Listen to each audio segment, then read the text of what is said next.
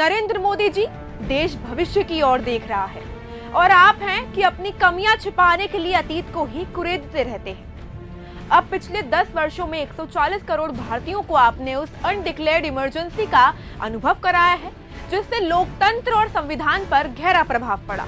पार्टियों को तोड़ना, चोर दरवाजे से चुनी हुई सरकारों को गिरना, 95% विपक्षी नेताओं पर ईडी, सीबीआई, आईटी का दुरुपयोग करके मुख्यमंत्रियों तक को जेल में डालना और तो और चुनाव के पहले सत्ता का इस्तेमाल करके लेवल प्लेइंग फील्ड को बिगाड़ना, क्या यह अनडिक्लेयर्ड इमरजेंसी नहीं है?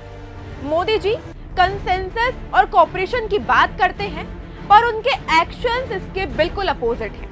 अब जब 146 विपक्षी सांसदों को संसद से सस्पेंड करके देश के नागरिकों पर आपराधिक न्याय प्रणाली को बदलने के लिए 3 कानून, भारतीय नागरिक सुरक्षा संहिता 2023, भारतीय न्याय संहिता 2023 और भारतीय साक्ष्य अधिनियम 2023, ये तीनों कानून पास किए गए, तब ये कंसेंसस शब्द कहाँ था? उसके बाद जब संसद के अंदर छत्रपति शिवाजी महाराज, महात्मा गांधी और बाबा साहेब डॉक्टर अंबेडकर जैसे महान व्यक्तियों की मूर्तियां बिना विपक्ष की सहमति से एक कोने में लगा दी गई, तब ये सहमति का शब्द कहाँ था?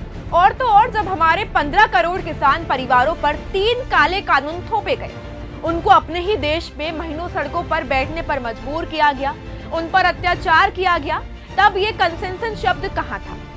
नोटबंदी हो, आनंद फानन में लागू किया हो लॉकडाउन हो या इलेक्टोरल बॉन्ड का कानून हो, ऐसे सैकड़ों उदाहरण हैं जिस पर मोदी सरकार ने कंसेंसस और कोऑपरेशन का प्रयोग बिल्कुल नहीं किया। विपक्ष को तो क्या, आपने अपने ही नेताओं को अंधेरे में रखा है।